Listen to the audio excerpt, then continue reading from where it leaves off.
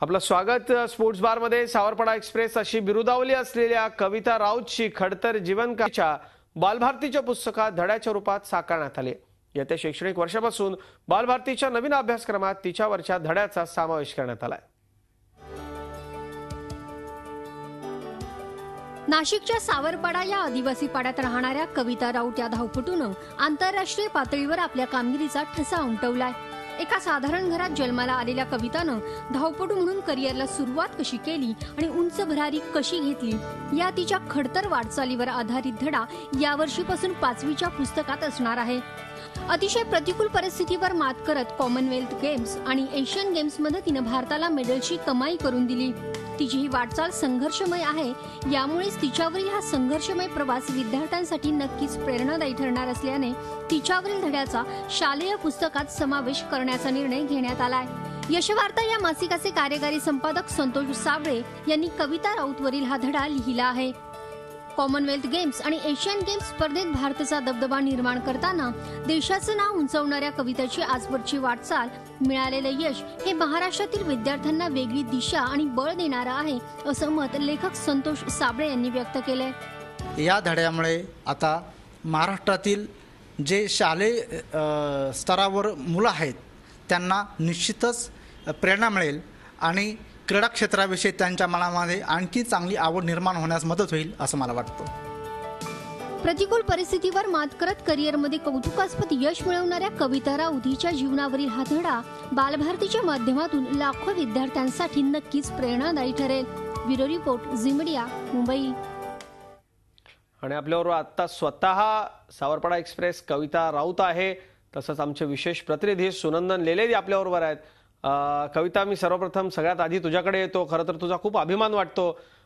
मला अजूनही आठवतो, मी स्वतः नाशिकचा आहे, त्यामुळे भोसलाच्या मैदानावरती सराव करणारी आमच्या ग्रामीण भागातून आलेली एक खेड्यातून आलेली एक विद्यार्थिनी पहिल्यांदा झीने तुझी बातमी दाखवली होती। ती बातमी मला आजही आठवते आणि तुझा खरं तर खूप अभिमान वाटतो।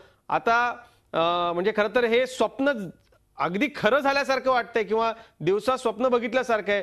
तुझ्यावरचा धडा आता पुस्तकामध्ये येतोय। कविता, काय प्रतिक्रिया आहे तुझी?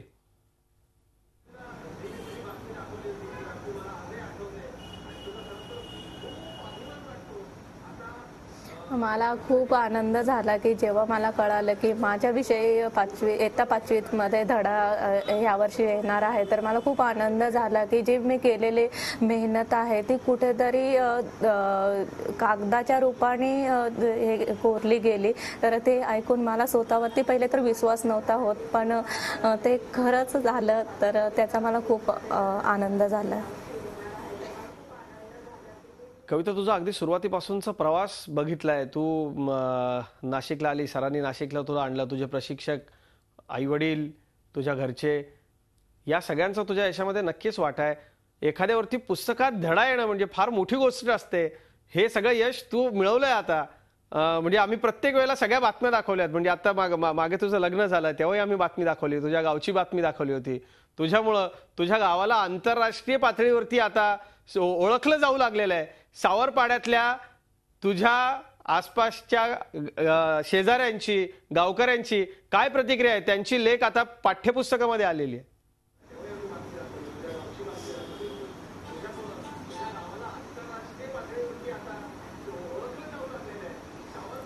ऍक्च्युली ज्या दिवशी कळालं त्या दिवशी सगळ्यांना खूप, मला बरेच कॉल आले आणि सांगितलं की कविता तुझ्यावरती धडा लिहिलेला आहे, तुला माहिती आहे का, तुला माहिती आहे का, सगळे बरेच सारे कॉल आले। तर ते ऐकून सगळं जसं कॉमनवेल्थ आणि एशियन गेमच्या वेळेस जो रिस्पॉन्स होता तोच मला परत अनुभवायला मिळाला आता ज्यावेळेस धडा आला त्यावेळेस सुद्धा।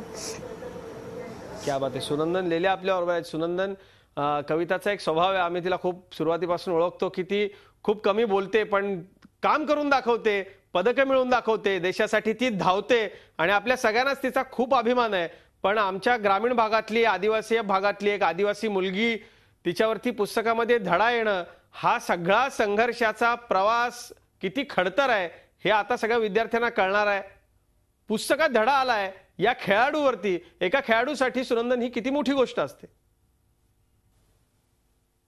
मोठी गोष्टपेक्षा ही इतरांसाठी प्रेरणा आहे. आणि तू जे म्हणतोयस की कविता बोलत नाही, कविता खूप कमी बोलते, मित्रा 10,000 तू मीटर हे पळून दाखव आणि मग बोलून दाखव. आपण नुसतंच बोलतो, आपण पळत नाही. कविता पळते, ते ती करून दाखवते, देशाला मेडल जिंकून देते, म्हणून ती कमी बोलते. म्हणून तिच्याबद्दलचा आदर हा खूप प्रचंड आहे. आणि ही जी गोष्ट घडली आत्ता की तिच्यावरती धडा आलाय, हा मला वाटतं तिला मान मिळण्यापेक्षा लाखो विद्यार्थ्यांना याच्यातनं जी प्रेरणा मिळणार आहे ती खूप मोलाची आहे. कारण कविताची जीवन कहाणी जी आहे ती गोल गोल किंवा गोड गोड नाही आहे, ती संघर्षाची कहाणी आहे. कित्येक वेळेला असं होतं की शहरी भागात जी मुलं राहतात, मी कित्येक वेळा टोमणे मारण्याकरता म्हणतो की एकीकडे टेनिसचा सेशन संपत असताना दुसरीकडे आई केळं सोलायला घेते. ही गोष्ट मी बघितलेली आहे. इतकं मुलांना कोड कौतुकाने वाढवलं जातं. त्याच्या उलट या मुलीचा जो जीवन संघर्ष आहे तो खूप वेगळा आहे. त्यामुळे हिच्याबद्दलचा जो आदर आहे तो खूप मोठा आहे, तो लाखो मुलांपर्यंत पोहोचतोय, याचा आनंद आहे, खूप अभिमान आहे. कविता, अशी एखादी आठवण तुझ्या शाळेमधली की एखादी कविता आपल्याला पाठ होत नाही किंवा एखाद्या धड्यामधली उत्तरं आपल्याला येत नाही, म्हणून आपले शिक्षक, म्हणून आपले गुरुजी आपल्याला रागवतात, पण तू असा कधी विचार केला होता की माझ्यावरती असा धडा येईल? आणि आत्ता तुझ्या शाळेमधल्या शिक्षकांचं कोणाचं तुझ्याशी बोलणं झालं होतं का? किंवा शाळेतल्या तुझ्या शिक्षकांना, तुझ्या मित्रमैत्रिणींना काय वाटलं की अरे आपल्या मैत्रिणीवरती, आपल्या विद्यार्थिनीवरती हा धडा आलेला आहे? त्यांना किती आनंद झाला?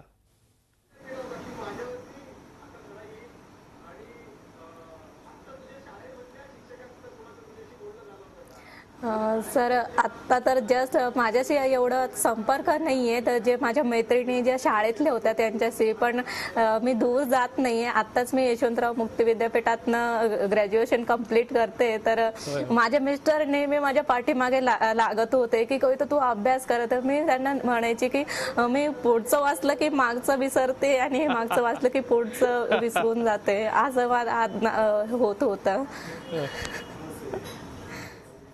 क्या बात आहे, क्या बात आहे. पण आता स्वतः ज्या व्यक्तीवरती धडा आलेला आहे पुस्तकामध्ये, त्या माणसाला खरं तर जे शिक्षक शिकवत असतील त्यांनाही खरं हा गौरवाचा क्षण आहे. तुझ्या शाळेतल्यांसाठी, तुझ्या शिक्षकांकरता, सगळ्यांकरता हा नक्कीच गौरवाचा क्षण आहे.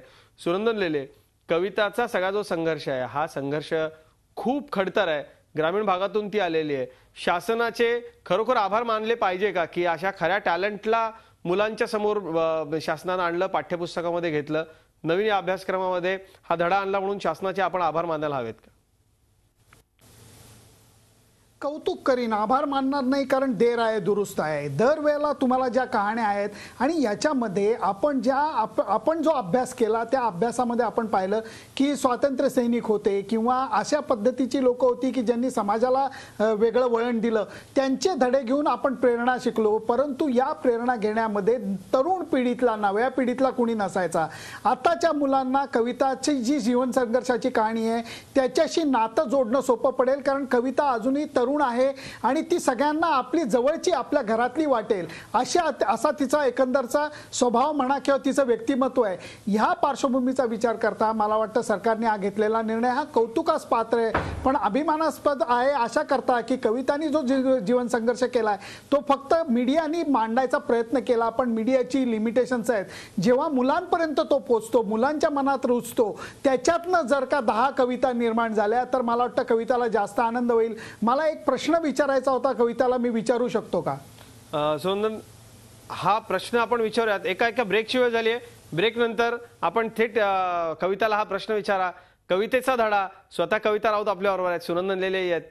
बोलूयात एका ब्रेक नंतर.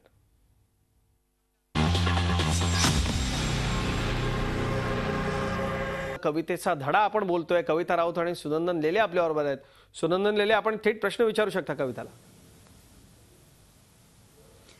कविता, मला एक साधा प्रश्न विचारायचा आहे की तुझ्या संघर्ष कहाणीमध्ये जे काय आम्हाला माहिती आहे त्याप्रमाणे लहानपणी जेव्हा तू पळायला सुरुवात केली तेव्हा तू अनवाणी पळायचीस, तर ह्याचं बरेच जणांना आश्चर्य वाटेल की अरे बापरे, अनवाणी पळणाऱ्या मुलींनी नंतर एशियाडमध्ये मेडलसुद्धा पटकावलं.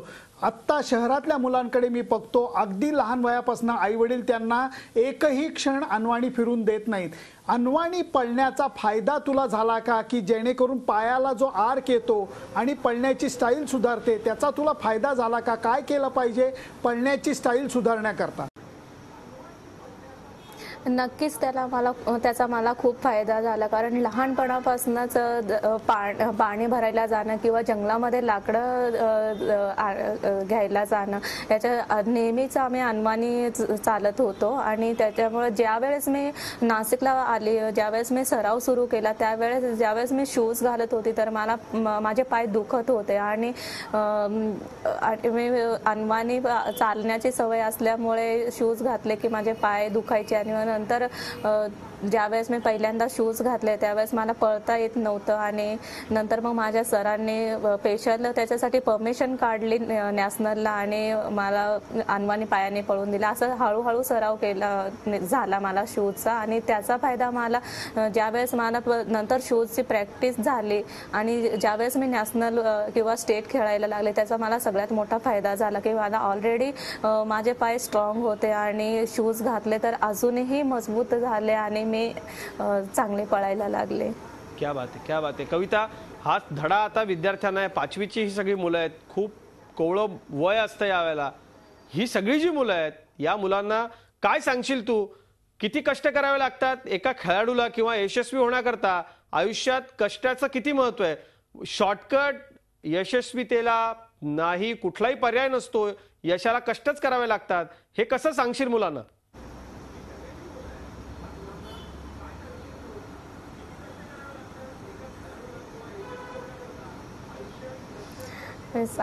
खरंच त्याला खूप कष्ट करावं लागतात. हे कोणत्याही गोष्टीला खेळातच नाहीये, कोणत्याही क्षेत्रात जा कष्ट केल्याशिवाय फळ येत नाहीये. त्याच्यामुळे कष्ट करत राहा. अपयश जरी आले तरी कुठे ना कुठे जे आपण कष्ट केलेलं असतं त्याचं फळ पुढे आपल्याला भेटतंय. मी एवढंच बोलेल की कष्ट करत राहा, फळ जरूर तुम्हाला भेटेल. कविता, तुझा जो सुरुवातीचा संघर्षाचा काळ होता तो काळ या सगळ्या विद्यार्थ्यांना कळाला पाहिजे. कसा तू संघर्ष केला? सुरुवातीचा तुझा संघर्ष कसा होता? आणि इतकी ग्रामीण भागामध्ये आता मुलं आहेत जी कष्ट करतायत, जे खेळाडू आहेत, त्यांच्याकरता देखील काय सांगशील की त्यांनी जिद्द कशी सोडता कामा नये? आणि तू खरं तर सगळ्याच विद्यार्थ्यांसाठी, खेळाडूंसाठी प्रेरणा आहेस, पण तुझा सुरुवातीचा काळ कसा होता ते कसं सांगशील?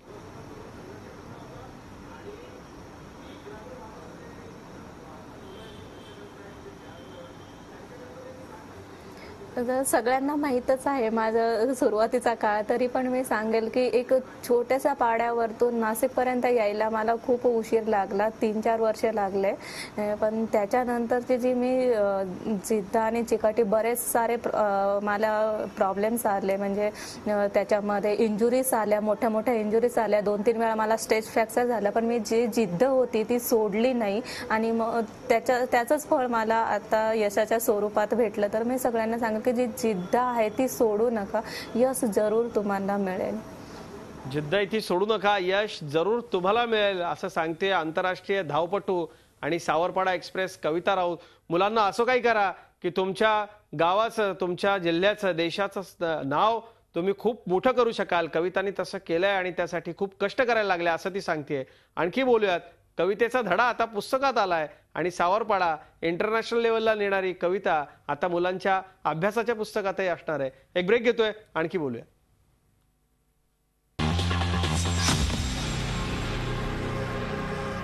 स्पोर्ट्स बार मध्ये आपण कवितेचा धडा, कविता राऊत वरती पुस्तकात धडा आलाय त्याबद्दल बोलतोय. सुनंदन लेले आपल्या बरोबर आहेत, आमचे विशेष प्रतिनिधी. सुनंदन, जाता जाता या महाराष्ट्राच्या इतक्या चांगल्या काम करणाऱ्या क्रीडा क्षेत्रातल्या सावरपाडा एक्सप्रेसचं कौतुक आपल्यालाही करायला हवं. जाता आता कसं कौतुक कराल आणि काय सांगाल तिची भावी कारकीर्द, त्यासाठी तिला कशा शुभेच्छा द्याल आपल्या सगळ्यांच्या वतीनं आपण? मी बघणाऱ्यांना एवढंच म्हणेन की तुम्ही कविताला पळताना बघा, तिचा धडा वाचा किंवा आत्ता तुम्ही झी24 वरती बघा.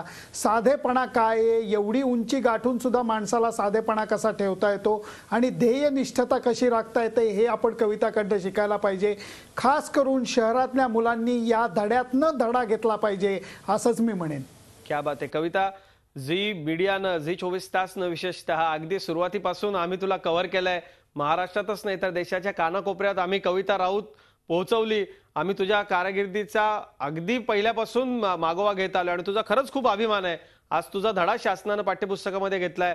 सरकारचे कसे धन्यवाद व्यक्त करशील आणि एकूण आज झी24 तासच्या माध्यमातून देशाशी आणि महाराष्ट्राशी बोलण्याची संधी तुला पुन्हा एकदा. कसे धन्यवाद व्यक्त करशील तुझ्यावर प्रेम करणाऱ्यांचे?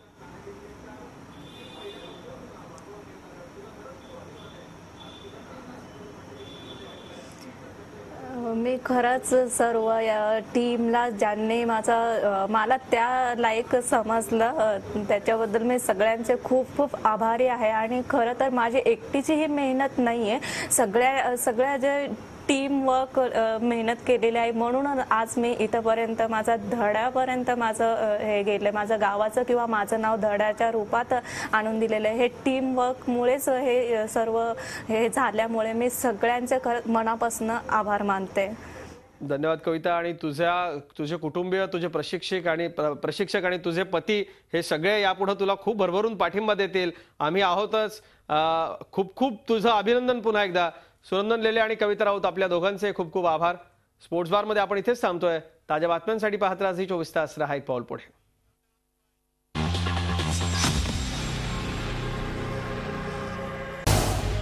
झी 24 तास रहा एक पाऊल पुढे.